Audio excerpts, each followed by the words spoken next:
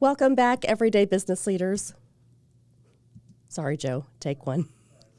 My little thing wouldn't move. Okay. Here we go. Welcome back, everyday business leaders. I'm Melanie Ake, your host for today's show, coming to you from JP the Geek Studio right here in Greenwood, Indiana. I am thrilled to have you with us today. You're going to meet Sabrina Hickey. She's going to talk to us all about how you can host a student in your home, and she needs your help. So join me. We're going to connect and celebrate remarkable business leaders from our very own community. They're redefining the way we think and grow. Remember, subscribe to our channel and turn those notifications on so you never miss an episode. Are you ready to meet Sabrina? Here we go.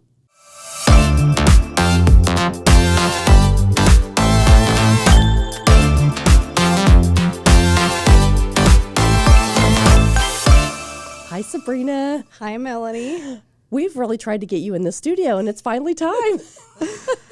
I'm not good at multitasking. Yes, I am. No, this is awesome because you have a lot to share with us in our community. What I love celebrating about you is you really are making a difference for these kids in the things that you're doing. So talk to us about your organization. So I work with PAC's Program of Academic Exchange, and we are a nonprofit foreign exchange organization bringing high school-aged exchange students from 70 different countries to local American communities.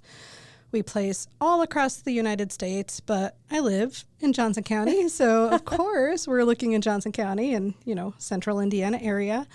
But we have these amazing kids. They are budding leaders. They learn from us. They have the opportunity to see new perspectives, to see what a different country looks like, what different politics look like, what different school districts look like, and parenting styles, what that looks like. So it's a learning opportunity, but also a growing opportunity for host families, for me, employees, and also for the kids. And communities, let's not forget that, because we learn a lot when we're exposed to something that's more than our tiny little bubble. Mm-hmm. Isn't that the truth? And so how long have you been doing this? I've been doing this for 10 years. Mm-hmm. And what did you do prior to this? Kind of what drew you to this type of work? So I was a mom. Well, I still am a mom. I've got 3 boys. That never changes, does it? It never changes, no. But before I moved to Indiana, my family lived in Ohio, and we lived in Columbus, Ohio. And I've always had a passion for languages. I took French in high school. We had a French exchange student for a short time, and we had the opportunity to put our children in an immersion school. We could choose between Spanish or French, and I was like, let's do something that's not the norm. Let's do French. So our kids started kindergarten speaking French. Like, they didn't know how to speak French, but their teachers spoke French. The teachers were from Belgium, Africa, Canada, all kinds of French-speaking countries. So we met people from different countries. I started volunteering, and what I actually did on the side was baking. So I baked from my home, and I started trying international baked goods to spoil the teachers, of course. And because I spoiled the teachers and because I volunteered, sometimes I would get chocolates from Belgium from teachers who would come back from holiday. And I just really enjoyed learning. That's not a bad gift. No, it was delicious. Went back to Belgium, bought 10 pounds of it, brought it back. I kid you not. That was a big suitcase.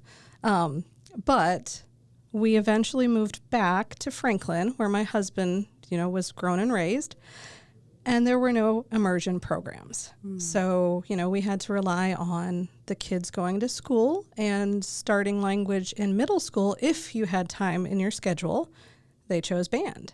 So they had to wait until high school to speak those languages. So I saw this ad in the Daily Journal back when people actually read the newspaper all the time. And it said, we need host families for French students. Oh, wow. So, of course, my first thought was, let's host a French student. I don't want my kids to forget this language. And my husband was like, you're on crack. We just moved back here. We don't even have photos on the wall. And I was like, let's do it. So we did it. And it was great. You know, it was a short-term exchange. My kids loved it. They did not learn any more language. In fact, they learned inappropriate words. And shortly after that, I saw a Facebook post because, you know, I'm a middle-aged mom. And it was a request for an emergency student move. And the kid was Norwegian. And by happenstance, my sister lives in Norway and is a teacher. And I had just gone there for the first time to see my new nephew. And I was like, hey, we know about Norway. Let's do this. So we did. And we ended up keeping her. And it was a great experience. So I told my husband, I said, we should do this again. Let's pick a student. Wow. And then also I decided I wanted to work for the company because by hosting, you can host 2 students at a time. But that's only 2 countries per year. And So do you do those at the same time? Yeah, you can. Wow. 1 or 2 students at a time. The Department of State says you can't host more than that because you need to be able to take care of your students, not overwhelm your family, be able to afford food. But I wanted to learn about more countries. And, you know, when you work with students, you get to meet as many as you want. So how long do they come for? A full semester or the We full have year? some that are 1 semester, and most of them are for the full year. So like 5 months or 10 months. So these 2 students, which countries were they from? Oh, the one that I hosted, like the first one we picked, we had one because my husband was like, hey, you know, he had just started a new job. So we were kind of being careful. Germany. So we had Max from Germany. Wow. Wow. So tell me about the relationship that happens, right? Because I've experienced family members that have hosted families, and I think it's just amazing you have this relationship forever, right? You That's bond exactly with what them. it is. Yeah. Just this morning, I was scrolling Facebook and happened to see that our Pakistani son from a long time ago, I think he was the year right after Max, in fact. So like 9 years ago, he was on Facebook, and I sent him a message. I said, hey, have you ever traveled to this place? And then I screenshotted like a place in Pakistan that I had seen an ad for. And he was like, nope. But like, I could do that at any point in time. It could be 4 o'clock in the morning and he might be like, Mom, you want to talk about this? We are going as a family to Greece in October. I think it's October. And we're going to see him. And then his double placement, Vitaly from Ukraine. And we haven't seen them in person since they were here, but we're doing a family trip, and both of those kids happen to be in Europe right now. So it's easy access and attainable. Wow. So I love that. Well, you know, a lot of people would say that's really scary. Like they haven't had that experience Absolutely. that you've had. And so what would you say for somebody that's really kind of curious now? They've listened to your story and they go, well, we have the capacity to do that. Where would they kind of start researching maybe what's the right fit? Can they choose the country from which the kids come from? Absolutely. Yeah. You can choose the country. You can choose the student. So we have a wonderful website, www.pax.org. Yeah. And if you go to that website, first off, you can learn about our history, why we started the program, why we do what we do. But you can also go to students. And if you scroll down to search students, you can meet students. Go ahead and do meet students. Whoops. There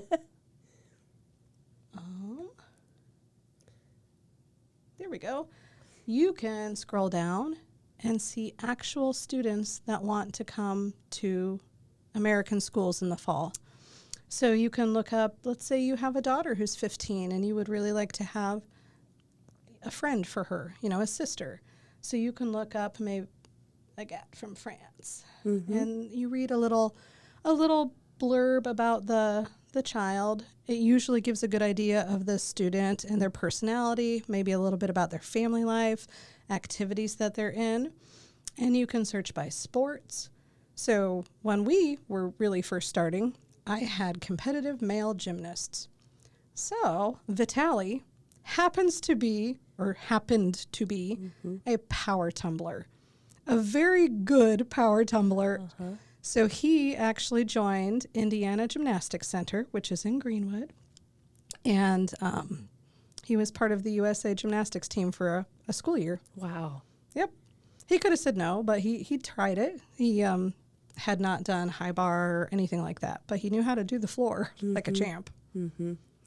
So that's the easy way, right? So people can go to the website. Just go to the website, yeah. And look at that. So how many students would you say there are available for placement? We get about 700 students. Wow. Sometimes it's more, sometimes it's a little bit less.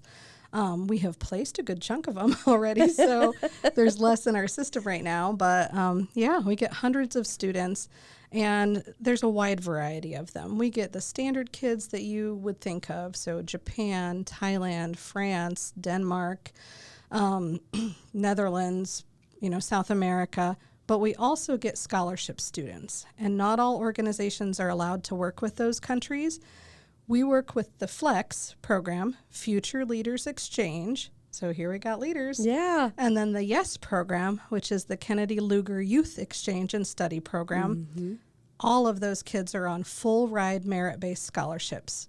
So they go through a very rigorous application process. They do interviews. They have to submit their grades, and most of them are really academically motivated.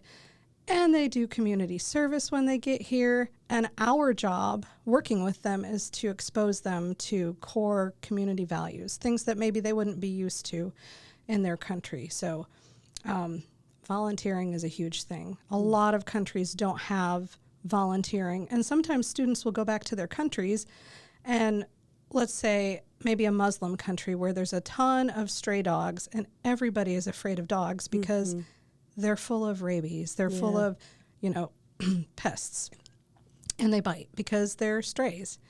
They learn that dogs are, they're a member of the family here. They are not, they're safe. And so they go home, and maybe they start an animal shelter, or maybe they start a community project where businesses feed these dogs, and they become tame, and they get vaccinated, and it's change. You change the world when you host. I love that. So if a U.S. student wants to become involved and travel to a different country, is this the program for them as well? Absolutely. Okay. Yeah. We have lots of different options. We have the standard countries that you would think of studying abroad, but we also work with the FLEX and YES Abroad programs. So there are full ride merit-based scholarships for American students as well. That is so cool. So what do they go through here in the U.S.? So say they want to apply and say, hey, I want to do something next year for school year 24-25.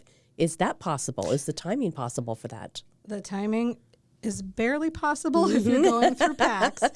So our deadline is usually April 1st for applying to go in the fall to our standard countries like Ecuador or the Netherlands or Spain, things like that.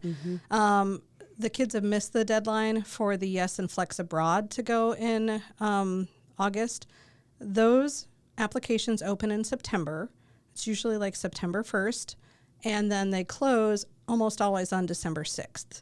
So if somebody wants to study abroad and to do it free, definitely look at the YES and the FLEX programs. You can just Google that. Kennedy Lugar Youth Exchange Study and Future Leaders Exchange. And when the application comes open, you fill out the application.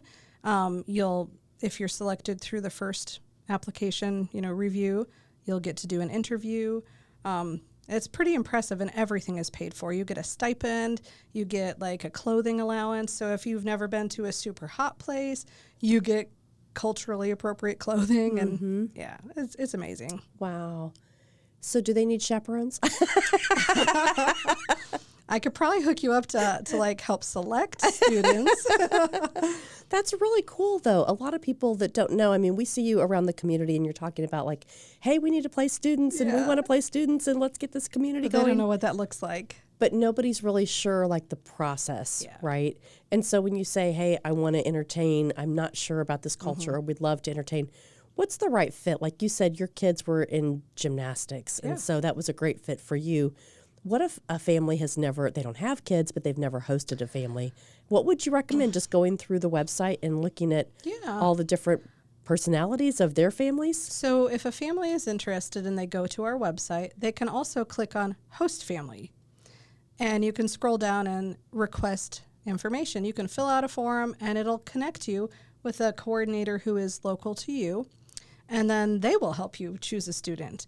Sometimes it's pretty overwhelming to see hundreds of students. But if you share with your, local contact that maybe you're a family that loves watching Game of Thrones, or we like that, or things like that. We as coordinators will search for students. We can submit wish lists and search for students that we think might fit your family. And then we'll show you those students. And if you like one, let's give it a try. Some families do well with any kid. So like for my family, we can pretty much fit with anybody. We don't have to just have a gymnastics kid, but because we've hosted kids who are soccer kids. Am I a fan of soccer? Not really. You learn to be, right? Well, I mean, you learn to be a fan of your kid. Yes. Yep. I mean, of course, you want to support your student, whatever their interests are. But some people are super flexible and they don't care. And some people are maybe a hardcore band family and they really need a kid who wants to be part of band or is super musical. And that's fine too. Like there's a fit for everybody. And hi, I'm Melanie Yake, founder of Everyday Leaders. And I'm excited to share with you a new training resource for your team called the Leadership Game. The Leadership Game is a tool. It's administered exclusively by John Maxwell team members. And when you bring this assessment tool in to lead your organization, it shows you the current level of your leadership and gives you tangible and actionable results to move forward. So don't delay. Get in the game, the Leadership Game, exclusively from Everyday Leaders.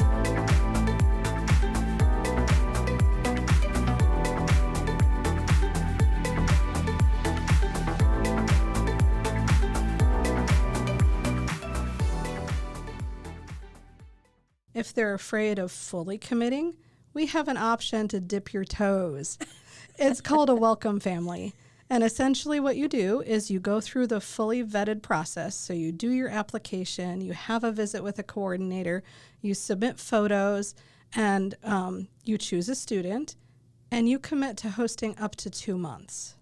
And that way, you get to see what it's like to host. You welcome a kid into the community, show them about the area they're in, get them settled, and then if it's not for you, that kid has made friends. We are connecting with other people in the community with that particular kid because it's easier to fall in love with a student in person than it is on paper. And if they're really not your fit, we'll find a new host family for them. But if you fall in love with that kid, you are welcome to host for the whole school year. That's awesome. That's awesome. I love the work that you do. I do too. And so, thank you, because it's a big deal in bringing our cultures together. Yeah. I think that's part of it because we don't always get exposed to the things that until we may travel or we may go to a job that says, hey, we're going to go to a different place. And yet a lot of these kids that are in programs, when we were in school, it was French and Spanish. And so you could go on those senior trips or junior trips. But besides that, what was there next? And so I love this, that you're kind of integrating into the community and right here locally in Johnson County. I love it too. Yeah. We have a lot to offer. And that's, I think, a lot of families don't think about, they think small town Indiana or small town wherever you are. They don't think about the fact that there's so much locally. Like you might think that your community is boring, but it's brand new to somebody else. And maybe they're from the middle of nowhere in, the Kyrgyzstan mountains and have never, seen a courthouse, have never been to a parade. We have parades coming out our behinds. Like it's a lot of fun. Farmers markets, all kinds of stuff. Like we have a lot to offer. And it sometimes also reminds us what's cool about our community because we're not doing our daily stuff. Usually we get out of our comfort zone because we want to show students what this is like. And then you're like, whoa, this is kind of cool. I hadn't done this before. So Well, it's just like when you travel to a little county, right? When you're just, hey, let's go for a ride a couple of hours away for the weekend, Yep. and you get to see things differently from a different perspective.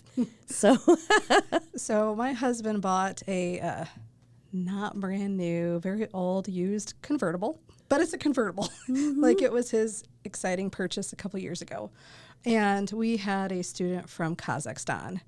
And I took a photo of it. I will never forget. I was sitting in the back seat because I'm short and my feet, my legs would fit. And he was in the front with his arms up. His hair was flying.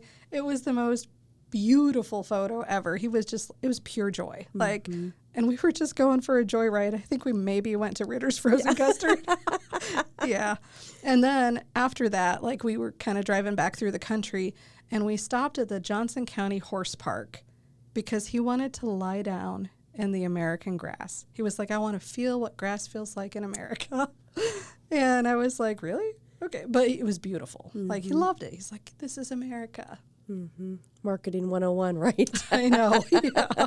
I want to feel the grass. Absolutely. That is so cool. So from all of the things that you've learned, like what do you think has been the biggest lesson from hosting these kids throughout the years?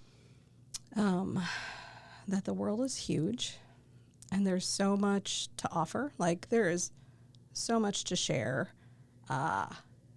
Like for my own family, I think it has taught us to be compassionate and open-minded. And we're all like not perfect. Like I'm going to say, like we all have our own issues. But when you are with people from a different culture who are used to everything is different, it forces you to think, oh, how can I react differently? Or, oh, maybe that's a good idea. It makes you think about what we know and what reality might actually be because it's a lot bigger than we really think. And my kids really love a wide variety of food.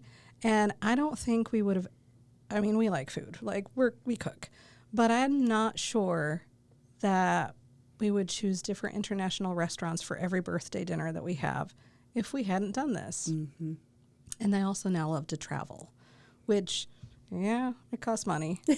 But it's also kind of cool that they actively want to go different places because they want to see how it's different. Well, they'll find a way, right? When it's important to you and you value that, you learn so much just about people, right? About the world. Maybe we speak different languages, but it's really the heart of what people want to learn. You smile with the same smile. We do. We have the same. So what do you think from the student's perspective? Like if there's a student out there that's listening to this that says, I've never been a part of that program. And like meaning wanting to study abroad? Wanting to study abroad and thinking like it might be fearful, right? They may think, well, will I be prepared and how will I be equipped to be able to travel? Maybe I'll get through the application process, but I just haven't been away from home before. So I think everything in life is scary. Change is scary, but the fact that you're thinking about it and the fact that you might just go for it, that is something to be proud of. And every host family, I think almost every host family is scared to begin with because this is a new person. You don't know this person, Maybe you know nothing about Kuwait or anything like that. It's all very scary, but it's an opportunity to grow. So if you have that opportunity, be scared, but also be brave because you're going to have support. You are going to learn new things. You're going to taste new foods. You're going to make family. And those relationships and experiences are absolutely worth the fear. Absolutely. And it's not as scary as you think it is. Well, you think about mentoring relationships, right? It's always the mentor learns so much more than the mentee. And yet you get pushed into doing it and think, oh my gosh, will this last? And how will this change me? And it always changes you, right? It always changes you. Lots of families and lots of students are terrified that at the end of the program, that will be it. It's so not it. It is like just the start of it. Like your year here is just a tiny blink. Like if you actually, continue to stay in touch, you have that family for the rest of your life. For the rest of your life. Yeah, that is so cool. Well, I want to ask you a question because we do Sure. kind of a quote program. You're in the hot seat today. Okay. So I'd love to get your perspective on this philosophical question. Are you game? I'm game. Okay. Well, this is one of our food for thought quotes. And this talks about life is either a daring adventure or nothing. This fits you appropriately, right?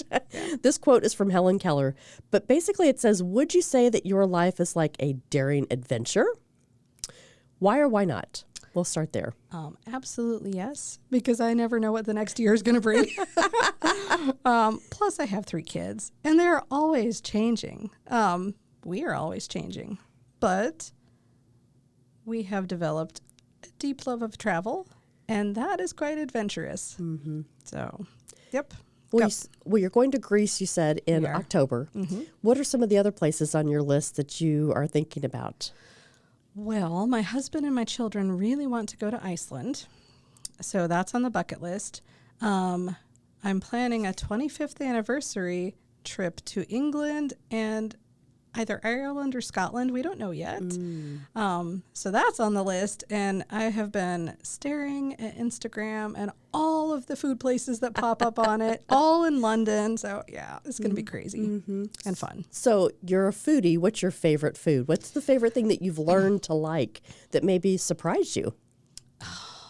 Well, okay, so I pretty much like food. But I love Turkish food, like adore it. And I don't know if I'm going to do a shameless plug for Boisterous.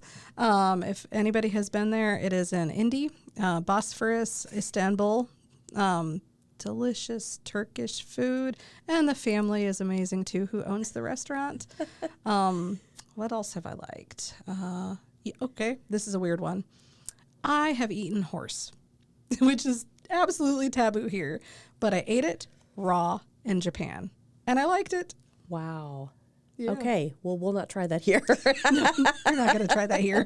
If you go to Kyrgyzstan, like that's predominantly what they eat is horse. So Wow. I know the things you learn. The things you learn. But that's being open, right? Having the open mind to be able to do that.